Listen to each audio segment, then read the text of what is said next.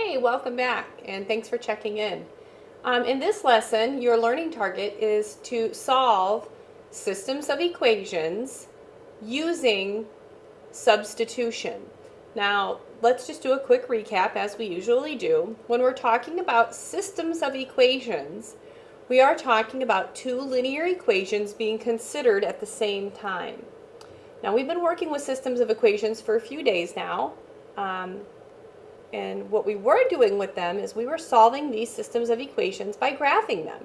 If you recall, we would graph both lines, and then we were looking to see what happened between those two lines. Was there one solution or no solutions or an infinite number of solutions? And that was all done graphically, right, by graphing those lines on the coordinate plane. So today we're going to kind of dial it up a notch and shift gears, maybe take the next little baby step in this concept.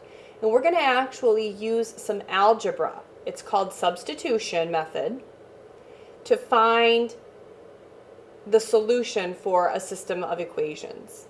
Now, this next slide that I'm about to show you is pretty lengthy, so as soon as I pop it up here on the screen, you might want to put it on pause and write down the 3 steps for doing this. We're not graphing. We're leaving the graphing behind, and we're using substitution method, which involves solving equations and using algebra. Now, they're not hard equations, but it is. There are some steps involved. So you may want to take a screenshot of this next slide, or like I said, put me on pause and then write down these steps.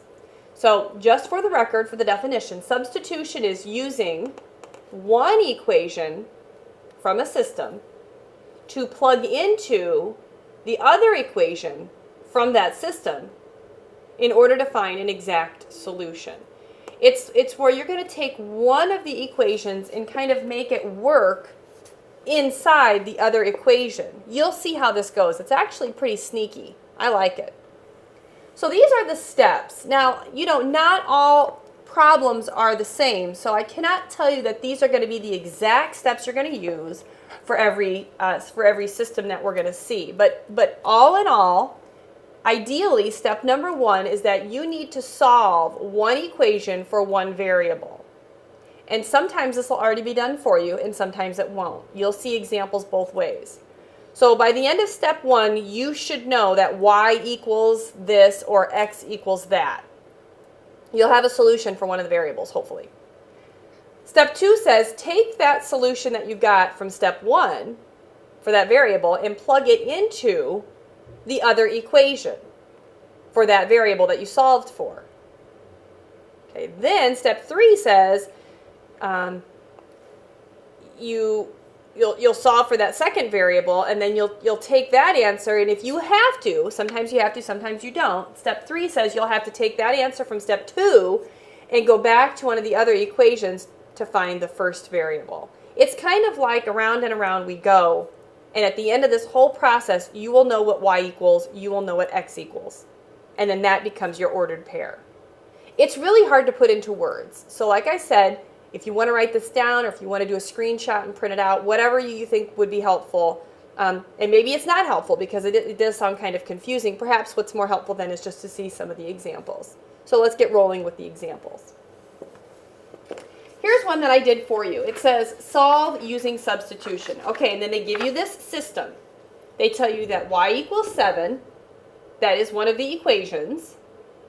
And then they tell you y equals 8x minus 9. That is the other equation. So here is my system. It's these two equations right here. There's my system.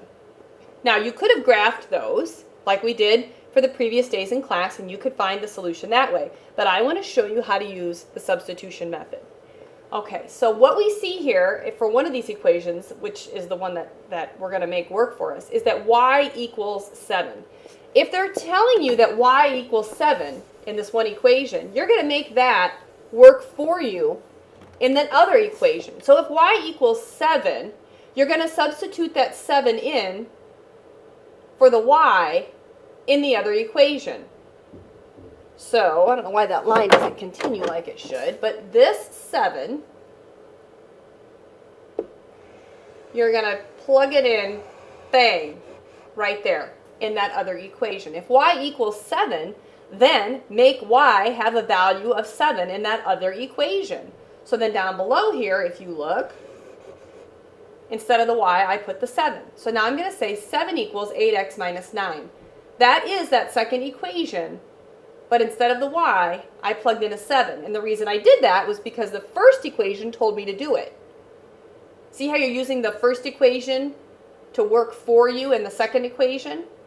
Okay, so I plugged in the 7. So now it says 7 equals 8x minus 9. Now I'm going to solve it for x. So I need to move the 9 to the other side. So I add 9 and I add 9 here. Now I've got a 16 equals 8x. Still trying to solve for x.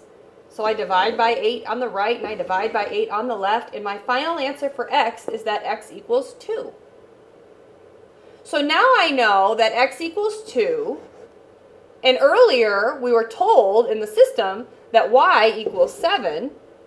So now you know the solution is 2, 7. This is the solution. That is the answer. That is where those two lines would cross each other on the coordinate plane. X is 2 and y is 7. You'll pick up on this, I think, when you see me do some more examples. Okay, here's another one. We have y equals 7x minus 10, and we have y equals negative 3. All right, so if y equals negative 3, right here, we already know part of our ordered pair. There it is, over there. And since y is negative 3, let's plug that in there and solve the other guy. We'll solve this guy for x. Okay, see how I do that? Now, I need to move the 10 over away from the x. I'm going to add 10 here, and I'm going to add 10 there, and that goes away. And negative 3 and a positive 10 makes positive 7. There's my 7x, and I need to divide by 7 here and here to cancel that. And I end up getting x has a value of 1. So now I know what x is, and I know that y was negative 3. Oops, it's not a negative. So my ordered pair is x is 1 and y is negative 3. Remember, this is your x, that's your y. So, again, let me say, if you were to graph these two equations on the coordinate plane, this is the point at which they would cross. They would cross at 1, negative 3 over 1 down 3. This is just solving them algebraically using what's called substitution. Let's do another one. Here we go. So it's a little bit different. Now we know that y equals 5x. Well, I know I'm going to end up with an ordered pair eventually. I'll put that over there to wait for us. All right, so y equals 5x. That means instead of y, I'm going to plug in a 5x. So look how this looks. It looks like this. Do you see what I did? Right here, instead of putting y, I plugged in that 5x from up above because y equals 5x. Okay, now, let's see, what do I got to do? Doop-de-doo, I got to move that 2x over, so I'm going to subtract 2x. Bye-bye there. 5x minus 2x is 3x. I've got a negative 15 on the right. I'm going to divide by 3 on both sides. Disco. Negative 15 divided by 3 is negative 5. Awesome! I know that x is negative 5, so I can put that over here in my ordered pair. But now wait a minute. What is y? Well, now I need to take that answer, which is technically my answer from step 2, and go back up to one of my original equations. You can choose either one and plug it in. I'm going to choose this one. Plug that in for x. So now I'm going to have y equals 5 times what you said x was, which was negative 5. Y is negative 25. There's your ordered pair.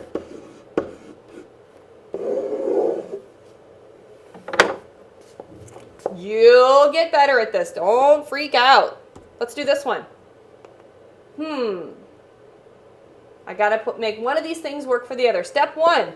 I need to solve for one of these variables. Right now, it doesn't. It's not good. So do you see this 4x equals 16? Let's solve that for x. If 4x equals 16, what does x equal? X is 4. Good. There's one of my coordinates for my ordered pair. I know now that x is 4, right? I have to solve for one of the variables. Now, if x is 4, guess where I'm going to put that? I'm going to take that 4, and I'm going to put it right there. So now I'm going to focus on that first equation. See that? We don't know what y is yet. That's what we're going to try to figure out right now. This is step 2. So 7 times 4 is 28. Plus 4y is 24. Who needs to get away from that grumpy y? 4 does, and the 28 does. 28 goes first. He moves away. Awesome. Bye-bye. There's that 4y. 24 minus 28 is -4. Whoop, I'm going to need more room. Okay, got to break that 4 off of that y by dividing. So he goes away and divide here to be fair. And I get y is -1. Awesome. So the ordered pair is 4, -1. And let me say it again. If you were to graph these two equations on the coordinate plane, this system, they would cross each other at the point +4, -1. Last one. Very similar to the last one we just did. I like this bottom guy. I'm going to solve him for y. If 3y equals 6, then I know that y is 2. Yay, that was easy. I already know that y is 2. Now I have to find x. So, can you guess? I'm going to take that 2, and I'm going to plug them in right there. Here it goes.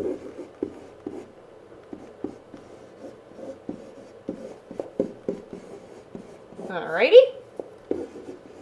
What's 9 times 2? You better know. 18. Got to move that 18 over.